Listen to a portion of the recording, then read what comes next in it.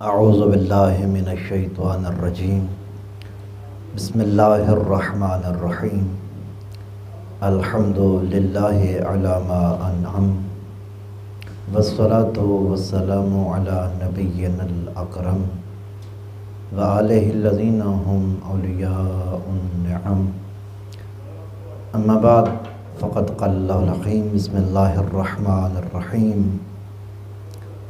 اَأَنْتُمْ أَشَدُّ خَلْقًا أَمِ السَّمَاءُ بَنَاهَا صدق اللہ العلی العظیم۔ ہمارا موضوع سخن جو قرآن فہمی کے حوالے سے ہے، اس کی آج گفتگو میں سورہ نازعات کا ترجمہ اور مختصر تفسیر کو بیان کیا جائے گا۔ تو اس سورت کی مختصر سی حیثیت اور اس سورت کا مختصر سا تعارف کروانا چاہتا ہوں۔ اس سورت کو یہ اعزاز حاصل ہے کہ یہ 30ویں پارے کا دوسرا سورہ ہے۔ اس سورت کی بسم اللہ الرحمن الرحیم سمیت کل 47 آیات ہیں۔ ترتیب کتابت قرآن کے اعتبار سے 79 نمبر مکی سورہ ہے اور ترتیب نزول کے اعتبار سے 81 نمبر سورہ ہے۔ اس سورہ کے 185 الفاظ ہیں اور 815 حروف ہیں۔ اس سورت کی عظمت اور اس سورت کی فضیلت کیا ہے اس کو بیان کرنا چاہ رہے ہیں۔ امام صادق علیہ الصلوۃ والسلام اللہم صلی علی محمد وعلی محمد وجد فرجنا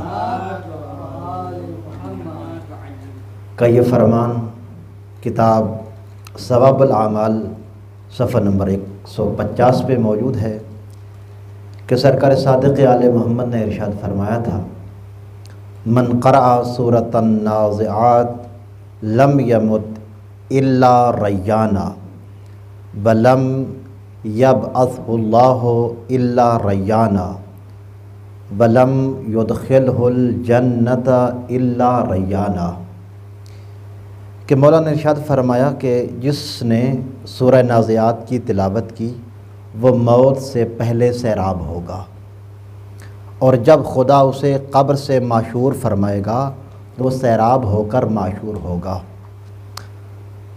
اور جب جنت میں جائے گا تو سیراب ہو کر جنت میں جائے گا۔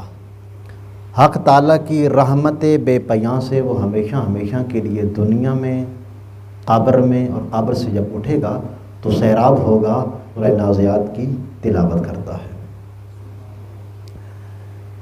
تو ہم ترجمے کی طرف بڑھتے ہیں۔ آج کے ہمارے موضوع میں جس آیت کو عنوان گفتگو ترجمے کے حوالے سے وہ سورہ نازعات کی آیت نمبر 27 ہے۔ ارشاد حضرت اقدس الہی ہوتا ہے، اَأَنْتُمْ أَشَدُّ خَلْقًا أَمِ السَّمَاءُ بَنَاهَا، اَأَنْتُمْ کیا تم لوگوں کو، اشد مشکل ہے، خلقاً پیدا کرنا، ام یا السماء آسمان، بناہا بنانا پیدا کرنا۔ اب رہا یہ سوال کہ خدا تمہیں بوسیدہ ہڈیاں بن جانے کے بعد کیسے پیدا کرے گا، کیسے زندہ کرے گا، تو اس کا جواب یہ ہے کہ کیا تم لوگوں کو پیدا کرنا زیادہ مشکل کام ہے یا آسمان کو پیدا کرنا زیادہ مشکل کام ہے؟ گویا کہ خداوند عالم کی ذات نے ان کے اس سوال کا جواب بھی دے دیا۔ تم جو کہہ رہے ہو کہ ہم دوبارہ کیسے پیدا ہوں گے، کیسے زندہ ہو جائیں گے، تو خالق نے فرمایا تمہارا زندہ ہونا آسان ہے، آسمان کی خلقت مشکل ہے۔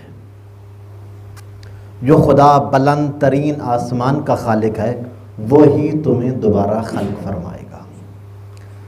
اب سوال یہ ہے کہ آسمان کی خلقت کیسے اللہ نے فرمائی ہے؟ اس کا جواب یہ ہے کہ رفع سمکہا فسواہا، رفع خالق نے بلند کیا، سم کہا آسمان کی چھت کو، فسواہا اس میں توازن و برابری کو قائم فرمایا۔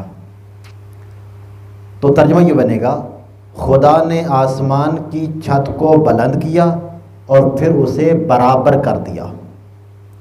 مفسر قرآن امام رازی جو کہ اہل سنت کے معروف مفسر ہیں، تفسیر کبیر جلد نمبر 31 میں تحریر کرتے ہیں کہ اگر کسی چیز کو اوپر سے اگر آپ نیچے کی طرف دیکھیں گے اور اندازہ لگائیں گے تو اسے عربی میں عمر کہا جاتا ہے، اور اگر کسی چیز کو نیچے سے اوپر کی طرف دیکھا جائے اور پھر اندازہ لگایا جائے تو اسے عربی زبان میں سمک کہا جاتا ہے۔ تو خداوند عالم نے ارشاد فرمایا، رفع سمکہا فسواہا، خدا نے آسمان کی چھت کو بلند کیا اور پھر اسے برابر بنایا۔ وَأَغْطَشَ لَيْلَهَا وَأَخْرَجَ ضُحَاهَا، اغتشا تاریک سیاہ، لیلہا اس کی رات کو، اخرجا نکالا، ضحاہا اس کی روشنی کو، یعنی آفتاب کی روشنی کا پھیل جانا اسے کہتے ہیں ضحاہا۔ تو ترجمہ یوں ہے، اور اس کی رات کو سیاہ اور ڈھانکنے والی بنایا، اس کے دن کو روشنی اور اجالے والا بنا کر نکالا، یعنی ہم نے سورج کی شعاؤں کے ذریعے دن کو روشن کر دیا۔ سورج کی روشنی جب پڑتی ہے تو دن جگمگا اٹھتا ہے، اسی کو خداوند عالم کی ذات نے اس آیت میں بیان فرمایا ہے۔ وَالْأَرْضَ بَعْدَ ذَلِكَ دَحَاهَا، وَالْأَرْضَ اور زمین کو، بعد ذالک خلقت شب روز کے بعد، دحاہا بچھایا، خالق نے لیل و نہار تاریکی و روشنی کے بعد زمین کا فرش بچھایا۔ اخرج منہا ماءہا و مرعاہا، اخرجا اس نے نکالا، منہا اس زمین میں سے، ماءہا اس کا پانی، و مرعاہا اور چرنے کے قابل چارہ، انسان اور جانور کی جو غذا ہوتی ہے اسے مرعاہا کہتے ہیں۔ خالق نے اس زمین میں سے پانی اور نباتات اور چارے کو نکالا۔ والجبال ارساہا، والجبال اور پہاڑوں کو، ارساہا ثابت کرنا، نصب کرنا، گاڑ گاڑ کر جمع دینا، اور اس نے زمین میں پہاڑوں کو گاڑ گاڑ کر ثابت کر دیا۔ پہاڑ زمین کو قائم رکھے ہوئے ہیں، زمین کانپتی نہیں ہے، لرزتی نہیں ہے، ہلتی نہیں ہے، اس کی وجہ یہ ہے کہ اللہ تعالیٰ کی ذات نے پہاڑوں کے ذریعے زمین پر میخیں گاڑ دی ہیں۔ متاعا لکم ولانعامکم، متاعا سرمایہ، سامان، لکم تمہارے لیے، انعام چوپائے کو کہتے ہیں، جانوروں کو کہتے ہیں، یہ سب کچھ تمہارے اور تمہارے جانوروں کے لیے سامان زندگی ہے۔ یہ جو اللہ تعالیٰ کی ذات نے چارہ بنایا ہے، یہ جو نباتات اگائی ہیں، یہ تمہارے لیے اور تمہارے جانوروں کے لیے سامان زندگی ہے۔ یہ ساری چیزیں تمہاری ضروریات کو پورا کرنے کے لیے بنائی ہیں۔ اب تمہیں چاہیے کہ تم اپنے پالنے والے کا شکریہ ادا کرو، اور یہ بات سمجھو کہ جو مالک ایسا قادر مطلق اور حکیم برحق ہے، جو ایسے زبردست انتظام کر سکتا ہے، کیا وہ تمہاری پرانی ہڈیوں میں روح نہیں پھونک سکتا؟ جس نے اتنی نعمات، اتنی چیزیں خلق فرمائی ہیں، کیا وہ تمہارے جسد خاکی میں روح نہیں پھونک سکتا؟ اس آیت کے بعد اگلی آیت میں اللہ تعالیٰ کی ذات نے قیامت کبریٰ کا بیان فرمایا ہے۔ ارشاد ہوا فَإِذَا جَاءَتِ الطَّامَّةُ الْكُبْرَىٰ، فَإِذَا پس جب، جاءت آئے گی، الطامہ، طامہ کہتے ہیں مصیبت آفت کو، تمہ یتمو کا معنی ہوتا ہے بلند ہو جانا، چھا جانا، کیونکہ آفت و مصیبت بھی انسان کے حواس پہ چھا جاتی ہے، اسی لیے قیامت کو طامہ یعنی حواس پہ چھا جانے والی کہا گیا ہے۔ ہر طامہ کے اوپر طامہ ہوتی ہے، ہر مصیبت کے اوپر مصیبت ہوتی ہے، مگر قیامت ہر مصیبت پر بلند مصیبت ہے، چنانچہ اسی وجہ سے قیامت کو طامۃ الکبریٰ کہا گیا ہے۔ کبریٰ اکبر کی مؤنث ہے، بہت بڑی، تو ترجمہ یوں بنتا ہے جب تمام مصیبتوں اور آفتوں سے بڑی مصیبت اور آفت بصورت قیامت آ جائے گی۔ وہ کیسا قیامت کبریٰ کا دن ہوگا؟ آیت نمبر 35 میں ارشاد حضرت ہدیت ہوا یوم یتذکر الانسان ما سعی، یوم اس دن، یتذکر الانسان آدمی یاد کرے گا، ما وہ جو سعی اس نے کیا کرایا ہوگا، جس کے انجام دینے میں اس نے کوشش اور کاوش کی ہوگی، اس دن آدمی اپنا سب کچھ کیا کرایا یاد کرے گا کہ میں نے دنیا میں کیا کیا نیک اعمال انجام دیے ہیں اور کیا کیا میں نے برے کام انجام دیے ہیں۔ آیت نمبر 36 میں ارشاد ہوا وَبُرِّزَتِ الْجَحِيمُ لِمَنْ يَرَىٰ، برزت ظاہر و نمایاں کیا جائے گا، کس کو؟ الجحیم، دوزخ کو، کس کے لیے؟ لمن، اس کے لیے، یرا جو دیکھے گا، یعنی دیکھنے والوں کے لیے دوزخ کو ظاہر اور نمایاں کر دیا جائے گا، جہنم کو حاضر کر دیا جائے گا، جہنم لوگوں کے سامنے آ جائے گی۔ آیت نمبر 37 میں ارشاد ہوا فَأَمَّا مَنْ طَغَىٰ، فَأَمَّا مَنْ پھر جس نے بھی، طغا سرکشی کی ہوگی، پھر جس نے بھی سرکشی کی ہوگی اور کیا کیا ہوگا؟ وَآثَرَ الْحَيَاةَ الدُّنْيَا، وَآثَرَ جس نے انتخاب اور اختیار کیا، کس کو؟ حیات الدنیا، زندگانی دنیا کو، اور جس نے زندگانی دنیا کو اختیار کیا ہے اس کا انجام کیا ہوگا؟ آیت نمبر 39 میں ارشاد ہوا فَإِنَّ الْجَحِيمَ هِيَ الْمَأْوَىٰ، ماوا ٹھکانہ، مقام، تو اس کا ٹھکانہ جہنم ہوگی، یعنی جو زیست آخرت کو قربان کر کے زندگانی دنیا کا انتخاب کرے گا تو اس کا انجام اور اس کا ٹھکانہ جہنم ہوگی، جو اور جہنم کی آگ ہوگی۔ کیا ہی اقبال کا خوبصورت ایک شعر ہے، تو ہی ناداں چند کلیوں پہ قناعت کر گیا، ورنہ گلشن میں علاج تنگی داماں بھی تھا۔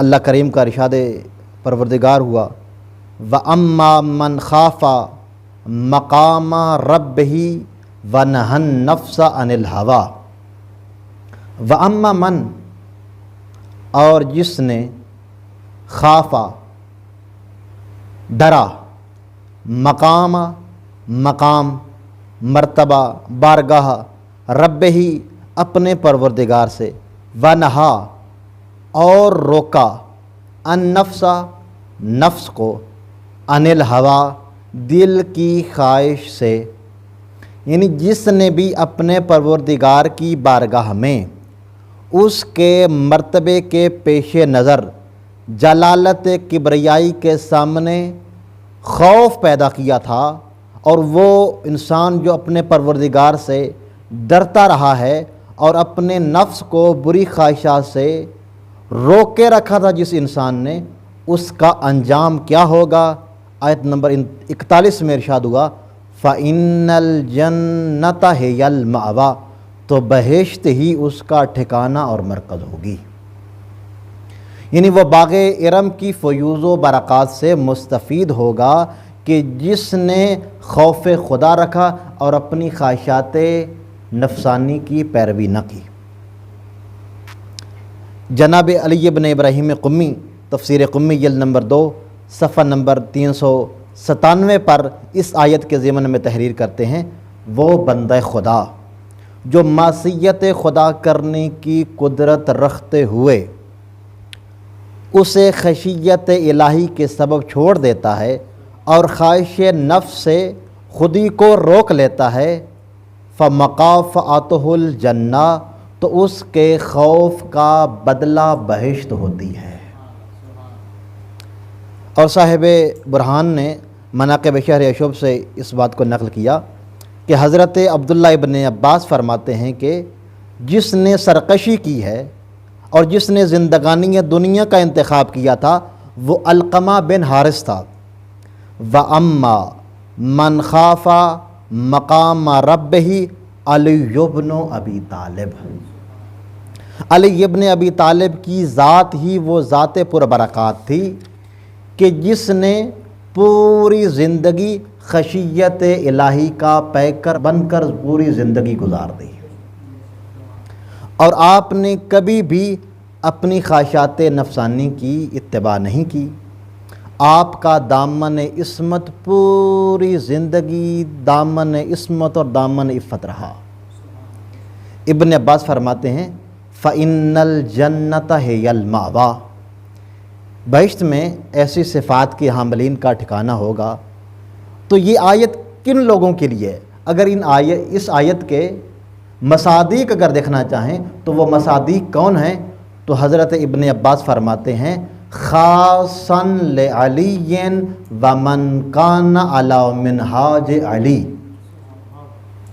یہ آیت اور اس آیت میں جو صفات بیان کی گئی ہیں ان کے مصادیق حضرت علی ہیں، اور علی کے نقش قدم پر چلنے والوں کے لیے یہ آیت نازل ہوئی ہے۔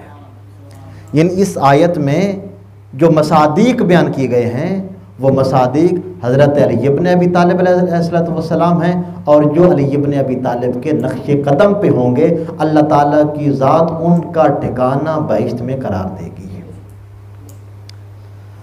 اور کیا مقام عزت ہے اور کیا مقام عظمت ہے کہ علی ابن ابی طالب علیہ السلام جہاں ہوں گے وہیں علی ابن ابی طالب علیہ السلام کے چاہنے والے ہوں گے۔ آیت نمبر 42 میں ارشاد حضرت اقدس الہی ہوا یسألونک عن الساعۃ ایان مرساہا، یسألونک، اے پیغمبر آپ سے لوگ پوچھتے ہیں عن الساعہ، قیامت کے بارے میں، ایان، کب، مرساہا، قائم ہوگی، آئے گی۔ اے پیغمبر لوگ آپ سے قیامت کے بارے میں پوچھتے ہیں کہ وہ کب آئے گی اور کب قائم اور بپا ہوگی۔ آیت نمبر 43 میں ارشاد ہوا فیما انت من ذکراہا، فیما کس چیز میں، انت آپ، من سے، ذکراہا اس کی فکر میں ہیں۔ اس آیت کے کئی ترجمے کیے گئے ہیں، 2 ترجمے کرنے لگا ہوں۔ پہلا ترجمہ یہ کیا گیا ہے اس سوال کے جواب میں اے پیغمبر آپ کس فکر میں ہیں، یعنی آپ کو اس سوال کے جواب کی فکر نہیں کرنی چاہیے۔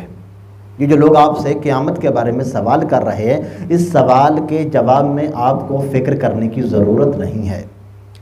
دوسرا ترجمہ یہ ہے کہ آپ اس کی یاد میں کس منزل پر فائز ہیں، یعنی آپ اگر قیامت کو یاد کرتے ہیں تو قیامت کی یاد کی کس منزل پر آپ پہنچے ہوئے ہیں، کس منزل پر آپ فائز ہیں۔ آیت نمبر 44 میں ارشاد ہوا اِلَىٰ رَبِّكَ مُنتَہَاهَا، اس قیامت کے دن کے علم کی انتہا تو بس تیرے پروردگار کی طرف ہوتی ہے، یعنی قیامت کے علم کی منزل آخر خداوند عالم کے پاس ہے۔ اللہ ہی جانتا ہے کب قیامت قائم ہوگی، کب قیامت بپا ہوگی اور کب قیامت آئے گی۔ آیت نمبر 45 میں ارشاد ہوا انما انت منذر من یخشاہا، انما آپ تو صرف اور صرف منذر ڈرانے والے ہیں، من یخشاہا جو خوف خدا رکھنے والا ہے، یعنی آپ تو صرف اور صرف قیامت اور خدا کا خوف رکھنے والوں کو ڈرانے والے ہیں۔ آپ پر یہ واجب نہیں ہے کہ آپ ہر ایک انسان کے سوال کا جواب دیں۔ آیت نمبر 46 میں ارشاد حضرت ہدیت ہوا، جو کہ اس سورہ نازعات کی آخری آیت ہے، کأنہم یوم یرونہا لم یلبثوا الا عشیۃ او ضحاہا، کأنہم یوم یرونہا گویا جب یہ لوگ اس دن کو دیکھیں گے تو انہیں ایسا معلوم ہوگا لم یلبثوا وہ اس دنیا میں نہیں ٹھہرے، الا مگر عشیۃ صرف ایک شام، او یا ضحاہا صرف ایک صبح۔ ارشاد حضرت ہدیت ہوتا ہے گویا جب وہ لوگ روز قیامت کو دیکھیں گے تو انہیں یوں معلوم ہوگا کہ جیسے ایک شام یا صرف ایک صبح دنیا میں وہ ٹھہرے رہے ہیں، یعنی بالکل مختصر سا عرصہ، بالکل مختصر سی گھڑیاں انہوں نے اس دنیا میں گزاری ہیں، گویا کہ ایک صبح اس دنیا میں باقی رہے ہیں یا ایک شام باقی اس دنیا میں رہے ہیں۔ یہ سورہ نازعات آج تمام ہوا، تو انشاءاللہ کل سے ہمارا جو موضوع سخن رہے گی وہ سورہ عبس رہے گی۔ دعا ہے کہ محمد و اہل بیت محمد کا قریب خالق ہمیں قرآن مجید کو پڑھنے اور اس پر عمل پیرا ہونے کی توفیق عطا فرمائے۔ وآخر دعوانا ان الحمد للہ رب العالمین۔